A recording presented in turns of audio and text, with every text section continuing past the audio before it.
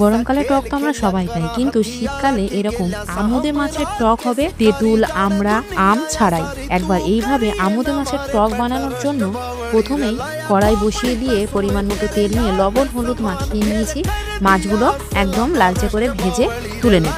তারপর আরেকটু তেল দিয়ে কালো জিরে আর রাঁধুনি, শুকনো লঙ্কা ফোড়নে দিয়ে সুন্দর গন্ধ ছাড়লে বেশ কিছুটা পেঁয়াজ কুচি, একটু লবণ দিয়ে ভেজে নরম হয়ে আসলে টমেটো, কাঁচা লঙ্কা, আদা রসুনের পেস্ট, লবণ দিয়ে ভালো করে কষিয়ে নিয়ে সবকিছু সেদ্ধ হয়ে আসলে এই যে টকের জন্য টক ফল নিয়েছি, টক ফলটা ঠিক এরকমভাবে কেটে পরিষ্কার করে নেবো, শুধু ফলের পাপড়িটুকুই নেব।